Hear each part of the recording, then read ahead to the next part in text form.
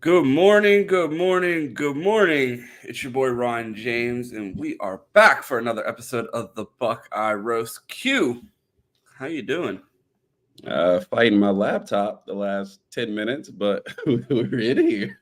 I know we finally stomped your laptop out and thought we won the fight, and then StreamYard was like, "No, final boss," and didn't want to start the stream for like 5 minutes.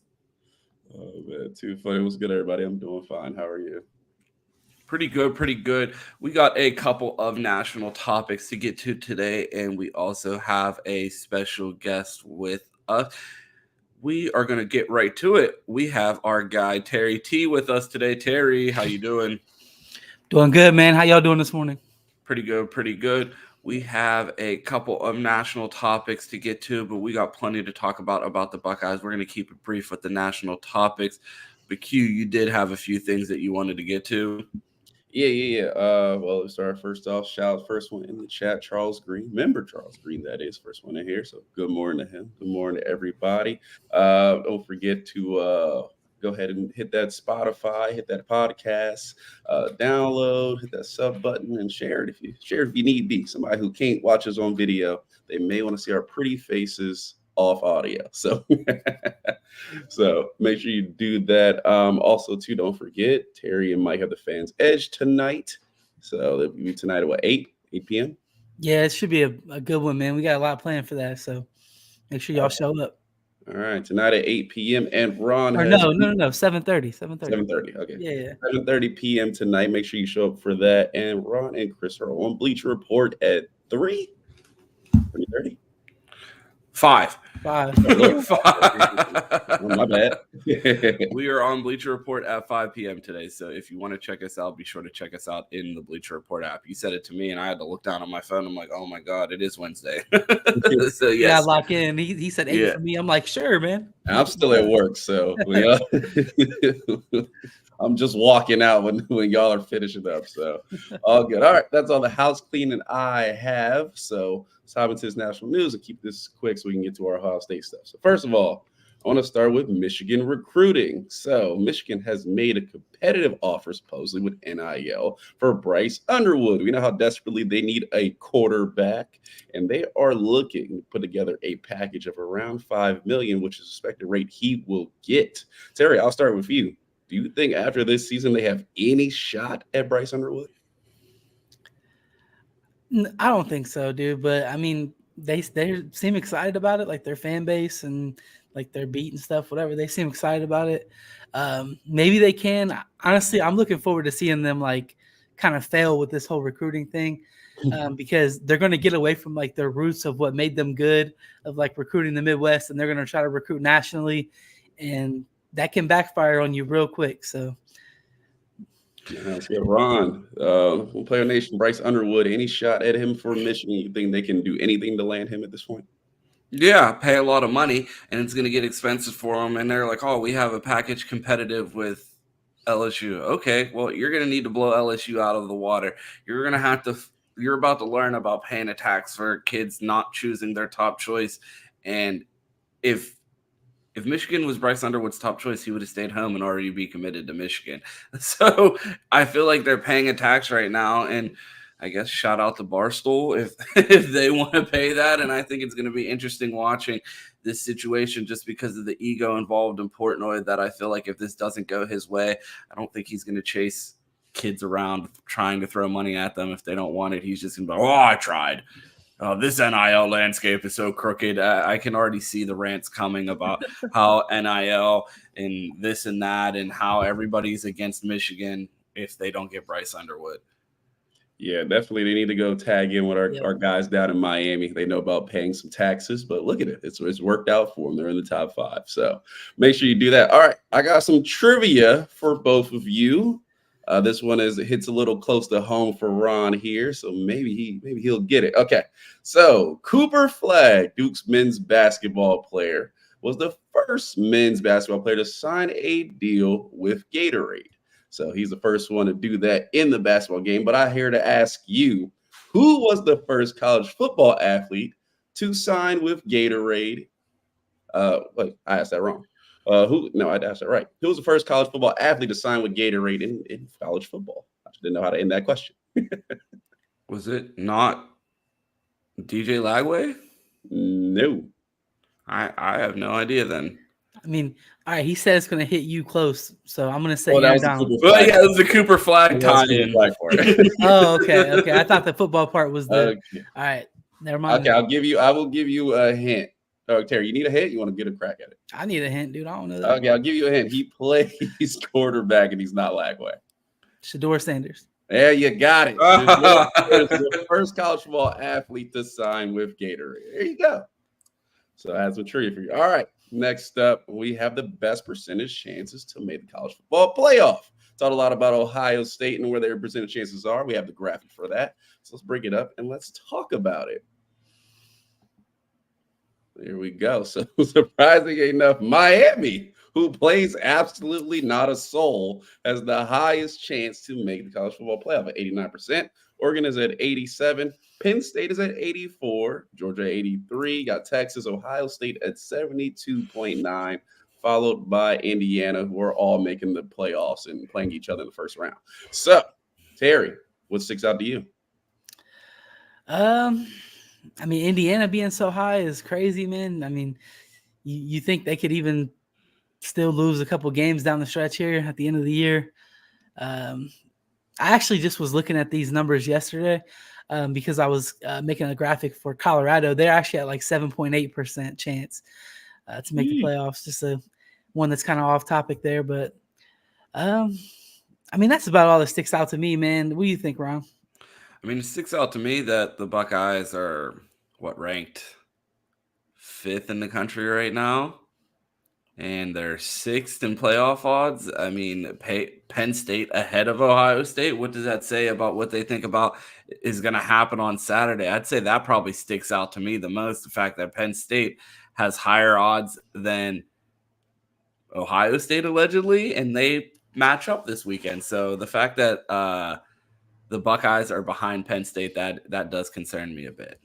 Yeah, but I also don't. My bad, Q. I don't think that they have another. Like their schedule after Ohio State is not very good, and they're undefeated so far. So, like they could lose this game and make the playoffs easy. Yeah, that was exactly what I was going to say. I was like, do you think it's because Ohio State already has a loss, and then Penn State doesn't play anybody after that? Maybe unless they somehow make it to the Big Ten and still can deal with that loss and make it.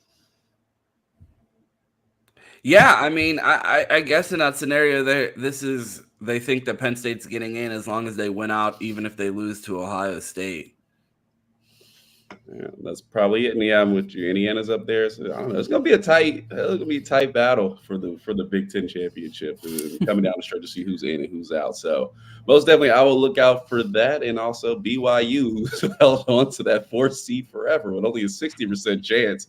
It's a little crazy to me, that one as well, because they've been pretty high on that college football bracket every time we've done a little bracketology. But things to look out for. Let's move on to the Big Ten Team of the Week. So we got up here Big Ten Team of the Week. What we have right now, as far as Ohio State players go, Carnell Tate, I think, makes his debut. I don't think I've seen him in the Pro Football Focus Big Ten Player of the Week or Team of the Week at all this season. And then Seth McLaughlin, who's been there a few times. Some good parts of the O-line here, but things that stick out to me here, looking at that Penn State defense, we know how the offensive line is. I see 2 guys that play in that front 7 that have actually been wreaking havoc. But that's what sticks out to me. At least stick out to you two. I mean, I see multiple people that we're going to have to face off against next week. Yeah, I mean, to see that the interior of Penn State's defense really isn't their strength. So to see them to make the Team of the Week, it seems like they have all the right things clicking at the right time. So it'll be interesting to see how those linebackers and defensive tackles hold up this week against Ohio State's run game. But yeah, I mean, aside from the fact that we see 2 future opponents on there, no, nothing that sticks out that much.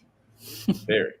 Yeah, I mean, nothing except for Carnell Tate, man. Like, you know, Carnell hasn't had a week like last week yet this year, I think. So having him have a big week like that before a big game is huge because when you get into big time games like the one against Penn State coming up, having that third receiver be as good as Carnell Tate can be the difference maker in a game like this. So that's about the only thing that really sticks out, man. Yeah, most definitely there. Like I said, that Penn State thing didn't worry me. I was like, their strengths are where our weaknesses are, but everything to prove coming up on Saturday. So that's mostly the national news. I'm going to give Terry plenty of time to hop into the Ohio State stuff. But while you're here, go ahead and like that video and retweet on Twitter. And also make sure you hit that like button here. And also, if we mention some people, go ahead and message them. I know y'all follow each other on Twitter. Get them in here. That way we talk some Ohio State football. Ron, I'll pass it over to you. Yeah, man. Wanted to get into the Ohio State talk here with Terry. Make sure we have plenty of time to talk about this team and everything that's going on. We haven't really talked a ton about the Nebraska game. What were your initial thoughts coming out of that game? I said all last week, I said it's the laziest form of comparison when you say, oh, well, Indiana put up 56 against Nebraska, and Nebraska was barely able to score. And I was like, well, I feel like a lot of fans are going to do that, and it's not fair. And I'm a lot of fans. I am also going to do that. And I didn't love the way those two box scores sit next to each other, Indiana versus Nebraska, and then followed up by Ohio State versus Nebraska. Did you have higher expectations for what this game was going to look like going into the game on Saturday? I did for the offense. But honestly, man, I think that I'm a lot more optimistic than most people are coming out of that game because I saw a lot of what I wanted to see from the defense. And I don't think that the offense is just going to look like ass like that every single week. You know what I mean? Like, I think even with the changes on the offensive line, there's a lot of things that they can do and they can game plan to kind of protect that they didn't do against Nebraska. So I don't know, man. Like I said, I'm a lot less negative about the team right now than most people that I've seen just because I feel like the defense went out there, they got after it. And as much as people talk about this team not having juice, the defense did have juice. I mean, you had JTT out there yelling at the sideline, pointing at somebody like, I told you, like, that's the type of stuff we're talking about when we say this team needs to have juice. So for me, the takeaway wasn't all negative, but obviously there are some things, especially on the offensive side of the ball, that have to be addressed or this team's not going to reach any of its goals. We did a show last week talking about the defensive line saying that they're going to do different, quote, things this week. What were some of those different things that you saw from this defensive line that Jim Knowles and Ryan Day hinted at during the pressers leading up to this game? Yeah, I mean, I did see some different things too, Ron. I know that like the sentiment around the team is that there wasn't, but I saw a lot of different things. I saw them doing stunts. I saw them even just as simple as allowing the defensive ends a two-way go. You know, I saw JTT take a step outside and then hit a quick inside move and immediately hit the quarterback when he, made him get rid of it quicker than he wanted to. Stuff like that was not even happening. They were literally just doing cage rushes pretty much every single time. At least from what I was seeing, they were pretty much just doing cage rushes, every time. And it was really causing no pressure at all. And I don't know, man, I personally liked the difference that I saw. So what do you think, Q? Yeah, I think you saw it on that first sack by Tyleek. Sure, I think JT hit the inside and Tyleek went to contain, and Dylan Raiola ran right into him when we got the first sack. I mean, I won't say defensive line, and I think there's a little bit of differences, but as far as the team, I saw a lot of differences on defense. I mean, you talk about the influx of players. There was a lot more rotation in the secondary. I think we've seen a lot more 3 linebacker sets. Arvo Reese played 24 snaps. We can talk snap count later, but he played a lot more than he played last week. And we were like, oh, guess we're going back to the 2 linebacker. We'll never change it up. Well, got 3 linebacker sets now. Pressure's coming from different stuff. They're using safeties and DBs on blitz. We saw Jermaine Matthews line up and then just straight go for a sack of the quarterback, which I said last week. I was like, okay, you don't have elite pass rushers. Well, we have Lathan Ransom, Caleb Downs, Denzel Burke, like all these players with speed who can get to the quarterback and make him make a quick decision. We got to see a little bit of that. So I think for the defense, we saw some different things, and I get it. They gave up 17 points. I mean, that will happen, especially if you turn the ball over and give people short fields. But I was pretty impressed by the defensive performance. You talked about the snap count. I'm looking at the snap count now. We saw some people get more snaps than usual, and then we saw others completely regress. We know that Lathan Ransom was out, so we had a little bit of shuffling in the secondary. You see Jermaine Matthews get a season high in snaps with 35. Lorenzo Styles played 29. Both of them reached pretty much half of their season total in snaps this past game. You saw Jalen McClain get in there for about 15 snaps, and Jordan Hancock took 55 at safety, while Caleb Downs played 72. But then when you take a look at the defensive line, only 10 snaps from Caden McDonald, 5 from Edric Houston, 2 from Hero Canoe, and 2 from Jason Moore. And then you saw something, again, similar on the with the defensive end, 64 and 58 by Jack and JTT, respectively. And then only 15 snaps by Kenyatta Jackson and 9 by Caden Curry. Just your guys' thoughts on the rotation there. Ryan Day said in his press conference yesterday that he thought Jermaine Matthews played well. And I tweeted out a GIF that said pretty much, well, duh. The entire fucking fan base and PFF have been telling you that's your best coverage corner on the team. And then he goes out there and plays well in coverage. Who would have fucking thunk it? But that's beside the point. I am not going to complain because he received 35 snaps. He had 47 total snaps going into that game. So to see him have that many snaps was great to see. Your guys' thoughts on the rotation and snap counts? Yeah. So even with like the issues that we had on the offensive line and all that stuff, I personally deem the snap counts on the defensive line as the biggest issue with this team right now. It's just not realistic, dude. Especially like I shouldn't even say especially because it's crazy for defensive ends too, but especially your interior guys. Like what? How in the heck do we expect Tyleek Williams and Ty Hamilton with their big asses to be out there? And you know, the problem, if you watch the game, you'll see a play or two where Tyleek Williams will get pushed back 10 yards off the ball. And it's like, oh, well, he's not doing what he's supposed to. It's like, no, get him out of the damn game. He's so tired. He needs a break. He needs to take a drink of water, sit on the bench for a minute and come back in like 3 plays and he'll be fine. It's like, but they're not doing that. And to their credit, when those backups get into the game on the D line, there is a pretty significant drop off. And that's where I kind of like don't really know what the solution is. I kind of feel like it's too late. They should have been getting these guys a ton more reps earlier in the season. Because I do, when I watched Hero Canoe come in the last game and he wasn't tired, first play that he was in there, he got pushed like 12 yards back, big run play. Stayed in for the next play. Another big run play where he got pushed back in a one-on-one. So, I mean, they got to figure something out there. Like, I think Caden McDonald is good enough, and I think that he does need to play more. So maybe the answer to the interior, at least, is maybe splitting those reps kind of like 3 ways with K-Mac, Tyleek, and Ty Hamilton, and then mixing in some of the other guys to get them, small spells other than that. But they got to do something because that just can't keep happening. Like, you're putting your guys in such a disadvantage late in the game when they're just constantly getting pounded, for 4 quarters. When you need to stop at the end of the game, they're too tired to make a stop. Yeah. I mean, I'll definitely agree on that. I mean, Tyleek, 320, 325. Yeah, the same amount of stats as Sonny Styles, so I'm sure he's 100 more pounds then.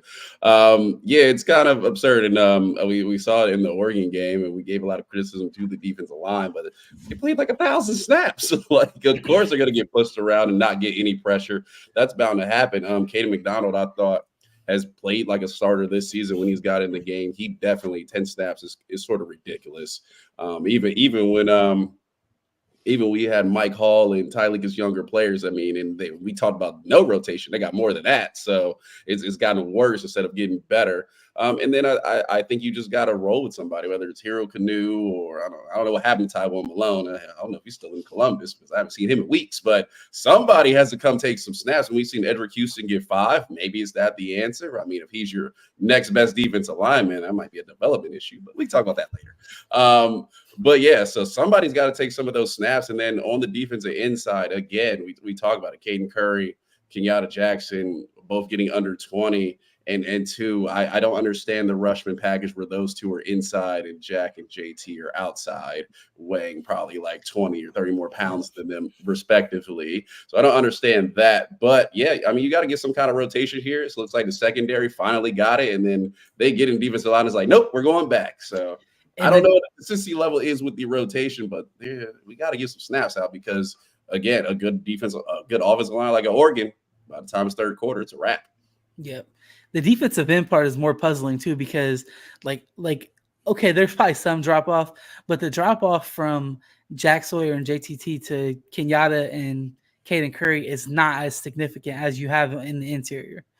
Like those guys can actually go out there and make some plays. So I don't know. I agree with that. But again, those interior guys don't play. It's like the more they play, the better they'll get. But if they never play, yeah, it's going to be a massive drop off. But I don't know. What do you think, Ron?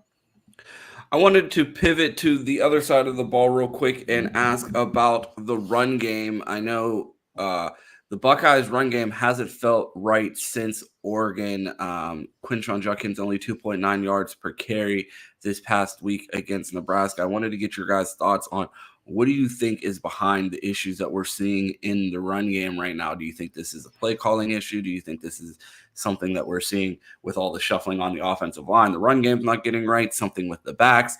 What do you think is going on with this run game, and why are the Buckeyes not having as much success on the ground as they had early in the season? I mean, if I start, I think Chip Kelly has now changed his name to Stretch Kelly and Screen Kelly because I mean, that way, it's like, all right, we have these back linemen who haven't played. They're probably not as athletic. We're starting to get down starters, and then it's just becomes stretch. I'm like, this has never worked. It started to work when you would mix it up or run a counter or something like that. But when did Chip Kelly turn back into Ryan Day and Kevin Wilson? That's my question.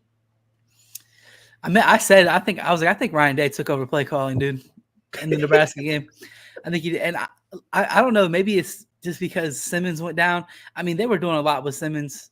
You got to put enough credence into that situation because Simmons was huge for this team. But, dude, losing Simmons, you can't just not do your run game and not mix it up. And it seemed like, especially against Nebraska, it felt like outside of the one drive where we drove the field when we needed to score a touchdown, I don't remember seeing any variety in the run game at all. It was literally just inside zone or outside zone, like stretch. And that was it. Like I don't remember seeing anybody pulling on the offensive line, anything creative at all. And they were just getting stuff out there. So that's, to me, I think is the biggest issue. I think obviously the O-line gelling is going to be one thing. But I mean, at this point, you're about to be playing 5 guards on the offensive line. I mean, we should be able to run the ball. I mean, if anything. I mean, they may not be able to stop a speed rush, but dude, they're all guards. So let's run the damn ball. I don't know, man. I mean, I also in the second issue, obviously, has been a year by year issue with just the lack of talent and the guys that you want to pull up. And we finally seen Luke Montgomery after who knows how long. I forgot he was on the team. He comes in at guard, which is also surprising because we've had 2 guards play on the other side. And I guess they took the bye week to get none of them ready to play on the other side and said, nope, you know what? We'll just roll with that in case we got to move Donovan Jackson out. There's no backup plan. So, Luke, you're in. I don't know, man.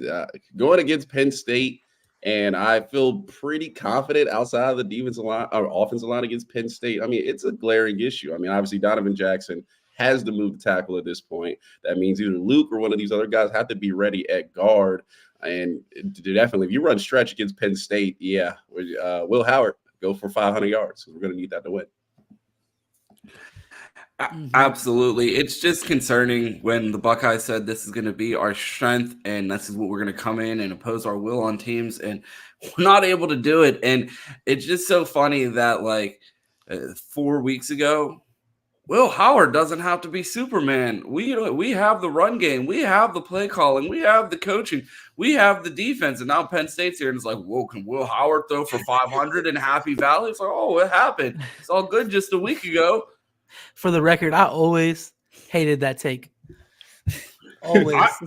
No, From the very beginning, when people said it, I'm like, that is stupid. We're talking about our quarterback don't need to do nothing. That's crazy. No, he did. He shouldn't have had to. Well, not in the beginning. If this team was who we said they were, not just we, They're not. Ryan Day, the Beat, everybody said this team was world beaters. Everybody preseason. I'm old enough to remember the bye week in week 2 when everybody was saying, why is everybody not talking about Ohio State no more? We're not the best. Everybody forgot about Ohio State in week 2 and abandoned their offseason takes of Ohio State as national champions. And now, kind of making sense. You know what this offensive line reminds me of? You ever watch those cartoons where somebody puts some structure together, puts something together, and you have a little girl just walking and is like, well, what if I just hit this little piece over here and it all comes crumbling out? Like Josh Simmons going out. We talk about this offensive line. Yeah, they're looking good. They're impressive. One man went down and they have absolutely crumbled. I'm sick about that too, man. I had some crazy takes about this offensive line. Somewhere out there, there's a tweet. This piece right here, click. Somewhere out there, there's a tweet that Ohio State's winning the Joe Moore Award this year from me, and I couldn't wait to retweet that bitch.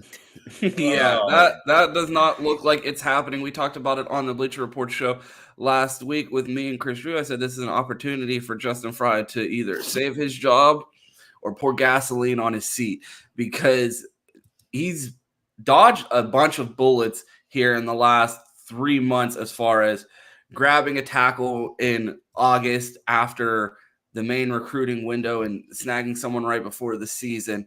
He had this offensive line playing well early in the season. We were able to weather the storm of Donovan Jackson going out, a guy like Austin Saraveld from the 2023 class where we were asking, where are these guys? Where have they been? Why isn't anyone ready from that class? We see him get on the field and start to get reps.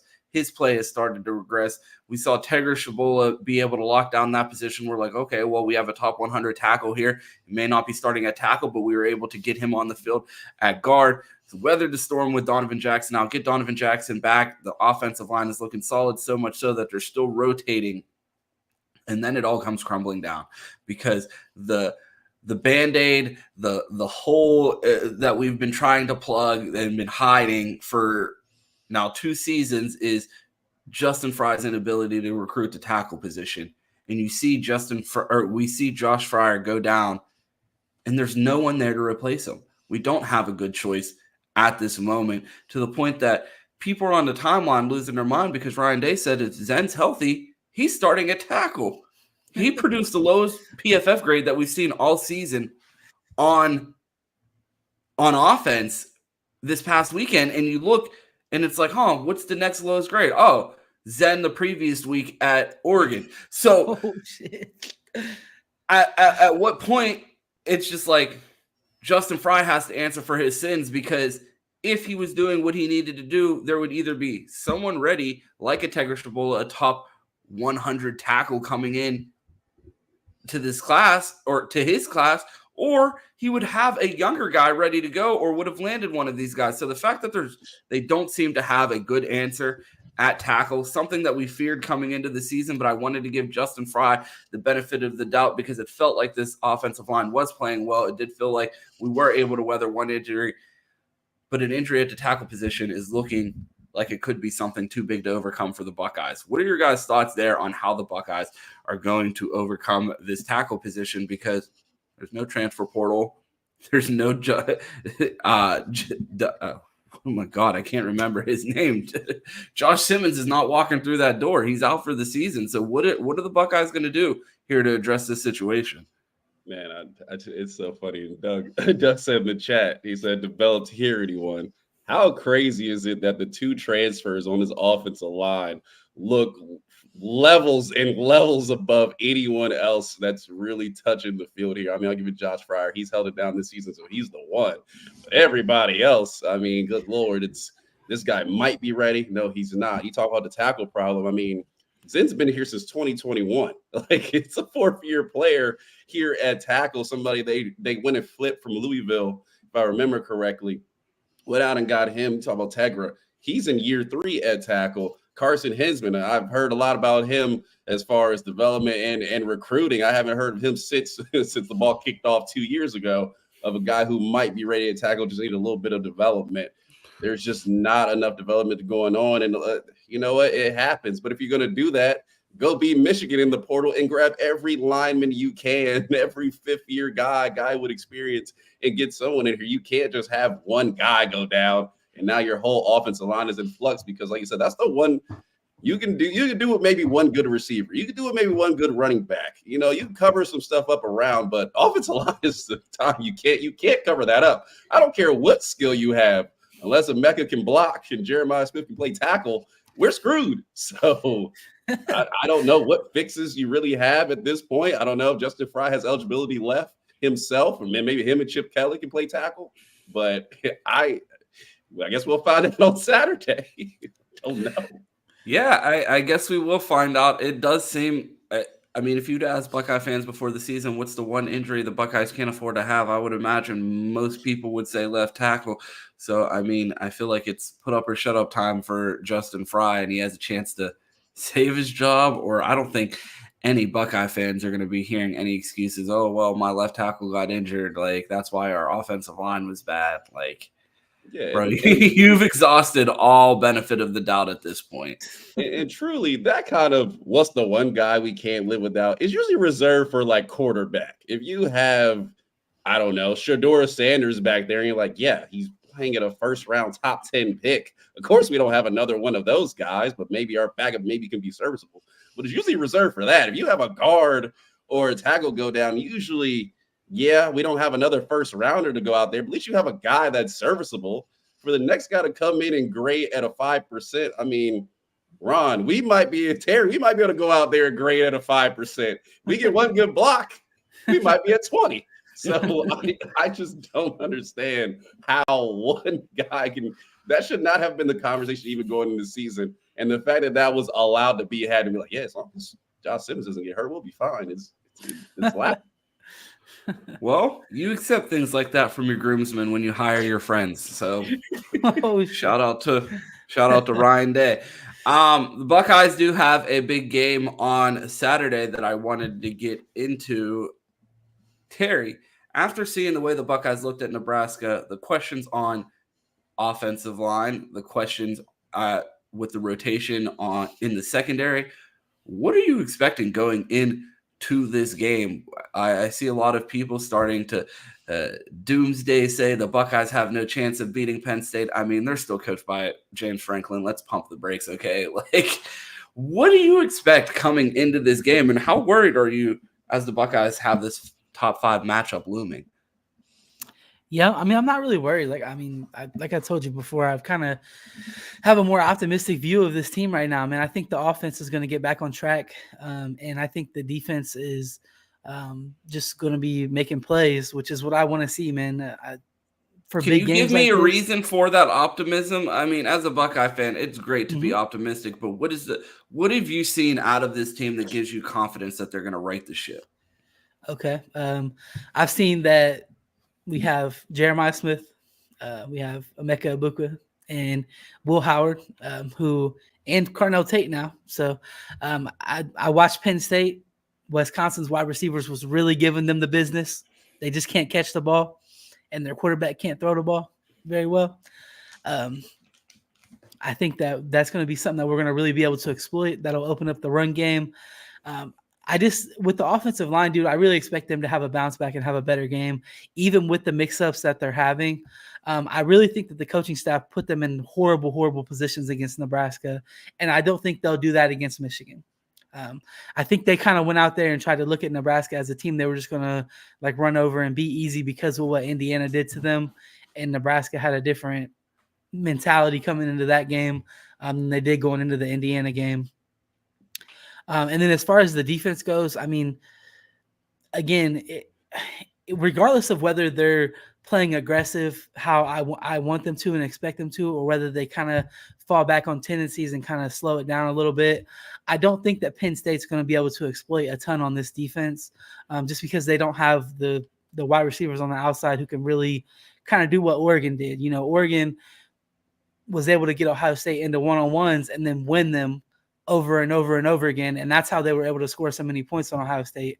I don't think Penn State has that kind of talent on the outside to do that. So I don't know, man. I'm looking at this game and this season and this team with so much optimistic view. I really think it's going to be fine. And I'm usually not one who's like a sunshine pumper. It's just not kind of who I am, but. Well, Doreen brings up a good point, and that's exactly what I was getting to. You mentioned that Penn State doesn't have the talent on the outside. I mean, if you listen to Ohio State's coaching staff, they had a receiver better than Carnell Tate because the guy that's the 4th-string wide receiver at Penn State started over Carnell Tate all last year, and we just saw Carnell Tate on the All Big Ten team. So they must have some talent at receiver because you just showed me an All Big Ten receiver or a team of the week Big Ten receiver, and he sat behind Julian Fleming last year. So should we be concerned about a Julian Fleming legacy game? National team of the week performance. That would be the most insane thing that could possibly happen. Oh, Terry. I tried to get it in yesterday because I felt like this on Friday. But I didn't say anything because everybody else picked Ohio State minus 25, so I bandwagoned. But I felt in part, I was like, coming back off of loss, they're tough. We've seen a lot of teams around the country not perform their best, where you're like, oh, they should go and blow out whoever they play, and they struggle. I think maybe you get a little bit of that, and the level will be brought up, especially going into Penn State. The juice will be there. I mean, hearing from things around Ohio Stadium, the crowd was asleep. The team was asleep. That crowd will not be asleep at Penn State when you go there next week. I will tell you that. So if you love football and this team wants to show up with any sort of juice, that's the place to do it. I'm confident in the secondary. There's the one thing. A guy goes down who's one of the best players in the country. The next guy comes in. It actually looks like he could play. So we got some. Who are you talking about as one of the best players in the country? Lathan Ransom. So he goes down. All right. Go on. All right. I mean, hey, Lathan Ransom Not too much. I mean, before the Oregon game, one of the better players in the country. He's playing outstanding. But Jalen McClain comes in. He looks pretty serviceable. So I'm not too worried about them picking at our secondary. And again, if that defensive line can somewhat rotate and not get tired, I expect. I know Ron always comes out and be like, well, this defense shouldn't give more up than 15 points. This is the game. They shouldn't. And, I don't know why you're confident in secondary. We've fucking seen Parker Washington made the NFL solely off of Ohio State tape. That dude has tape against no one but the guys that were about to trot into Happy Valley. So, I mean, I guess if that's the way, if you want to go in there blindly confident, all right. You brought up the crowd. Team not giving up more than 20. You brought up the crowd. We talked a ton leading into the Oregon game about our concerns about pre-snap penalties. We have a new left tackle. We've been shuffling across the offensive line. We have one of the loudest, most ruckus crowds in all of college football. Are you concerned about, we already have a shakeup on the offensive line. We saw the pre-snap penalties and how they plagued the Buckeyes at Oregon. Is that a concern going into Saturday's game? It is for me, dude. I honestly, as many times as we've played Penn State and all these other teams, I've never felt like our offensive line was as thrown off as they were against Oregon. And I don't know if Beaver Stadium's louder than Autzen Stadium, or if Autzen is louder, but I hope it doesn't look like it did against Oregon because, I mean, we had like 5 or 6 pre-snap penalties, and that just can't happen in a game like this. So I guess that is one thing that could be a concern that could ultimately change the outcome of this game. I'd bet my life on over 3.5. Over under 3.5. Bet my life over. All right. We win, shut them down, and all of a sudden there's a jump. No expect to see Ron on Monday. Yeah, I'm definitely with you. I think it would be probably just as loud. I do expect that to be a problem. It's just I have confidence that this offense will somehow, despite the penalties, will be able to get it together. They will play some good ball, and I really expect the defense to come here and show their stuff on Saturday. That's where my confidence is. So the rest of the time, I'm like, I think they're going to hold them down on points, and I think the offense will be probably mid-20s, maybe 30s, somewhere, and get the win. A lot of talk about the quarterback situation at Penn State. They are dealing with some injuries. Drew Aller left the game last week. Bo Prabula played a ton. I'd like to advise all Ohio State fans, if you see anyone on the timeline telling you that they'd like to face Drew Aller, or they would like to face Drew Aller instead of Bo Prabula, unfollow them because they don't know ball. Bo Prabula is a fucking poop stain. He fucking sucks. So if you're worried about playing against Bo Prabula, you might as well throw all hope of a national championship out the window. Like, if Drew Aller plays, that's who gives Penn State the best chance to win. And if Bo Prabula trots out there against Ohio State, I don't have a single worry in this game. I don't think that guy is any good. Most Penn State fans, I mean, you could fucking scroll on the timeline 3 weeks and see Penn State fans saying, get this Bo Prabula package the fuck off my screen. So the fact that there's people trying to convince you that Buckeye fans should be worried about Bo Prabula, I would just go read what Penn State fans have to say about him.